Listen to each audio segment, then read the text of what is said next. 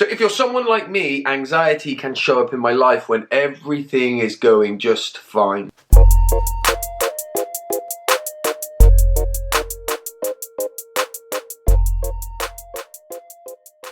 First off, if this is the first time that you've landed here, then anxiety is one of the things that I talk a lot about on my channel. But I talk about emotions and the ways that I feel and how I try to strive to do well in my life in spite of some of the struggles that I have.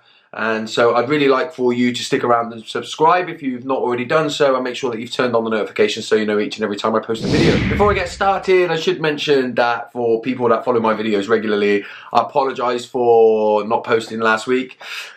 If you follow any of my social media, you know that things are really taking off and I'm getting kind of busy and going out and getting the opportunity to do lots of amazing things at the moment, and so sometimes it can be difficult to fit in time to make sure that I get a video posted, but I promise you that I'm making every effort to make sure that I do at least one video every week. So today I want to explore how a lot of us struggle with anxiety, and it can often feel like for no reason, but actually to go one step further than that, I noticed that in my life I can feel anxious and suffer with anxiety when everything's really good. So you look at the pattern in my life, I feel like I, kind of get things sorted in my life. Everything's just as I've been chasing and as I want it to be.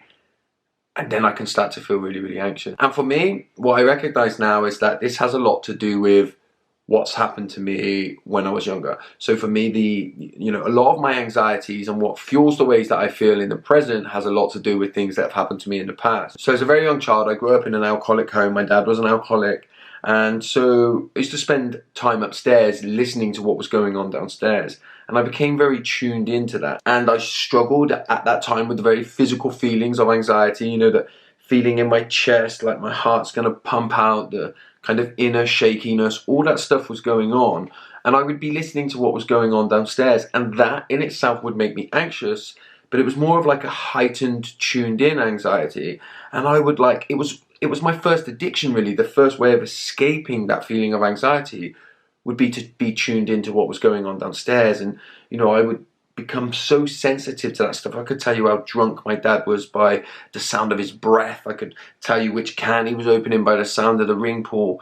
And as terrible as that sounds, it was almost like a comfort because it gave me something to tune into.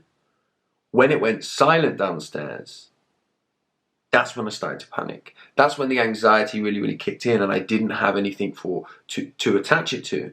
Similarly, when the bad stuff wasn't going on at home, there was always a feeling inside of me that it was going to kick off. So I'm hyper alert and I'm feeling anxious and I'm waiting for it to go off. And you have to remember that at that age, my brain was developing at the fastest rate. And so when I look at myself now in the pattern of my life, I've always been attracted to some kind of chaos or some kind of rebuilding or something to attach that way that I feel to, right? Because with calm, when things are full silent and everything's okay, there's nothing for me to tune into. So my body starts racing, it starts panicking. And memory is something that we get confused. We think that memory is just recall memory, but we also have the other type of memory. And that is the memory that is not about recalling, but it's more to do with our bodies and our minds store what's happened. So when you look at the pattern of my life, I've always gone towards that chaos. Okay, when things are okay, I can't deal with how that makes me feel, so I'll often blow it to bits so that I have to rebuild. And so what you would see is lots of people would be like, oh, Josh has got himself back, he's got everything sorted, he's got everything together, is this going to be the time now where, he keeps it all together? And then I would blow my life to bits.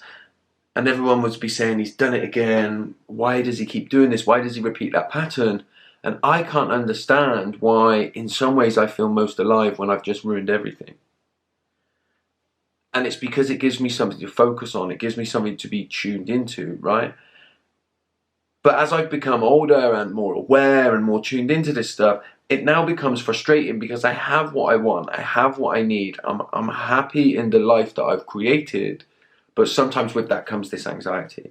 Comes this when's it going to go off? When's everything going to get ruined? This constant fear that something bad's going to happen. And that fear and the way that that makes me feel out of control can sometimes push me towards that self-destruct. It can make me think I'm just going to ruin it, because then I don't have to live with this fear of it ruining at some point anyway. And so that self-destruct feels like it's going to offer me some kind of control. So there's always that concern there, and I will vocalize a worry and a fear, and people talk lots about fear. And for me, this is where it comes from. Any problem that I have in the present, for me, is often to do with a response that's been created when I was younger.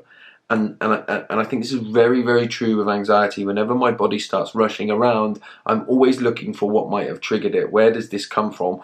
In the moment that I'm in, feeling anxious, what is my body responding to? And then I'm able to kind of deal with it and control it better. I take a step back, I say, oh, I'm feeling anxious.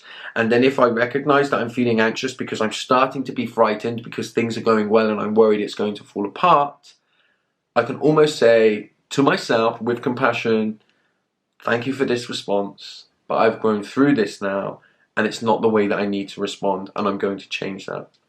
And then I'm able to manage my anxiety. It doesn't go away, it doesn't stop happening, but it does reduce, and I'm in control rather than anxiety being in control of me. So there we have it. Like, when I always talk about anxiety, I'm always looking for ways to manage it and to deal with it. I'm not looking for ways to kind of stop it happening. I'm under no illusion that it's just all going to go away, but I try to figure out ways to live in spite of my anxiety coming over me. And for me, researching and looking into the ways that it might show up in my life and why that happens has ultimately given me a lot more power over it. So I hope this has been useful for you, and if it has, I'd really like you to like it, of course, and as I've said at the beginning, make sure that you subscribe, and I'll see you again next week.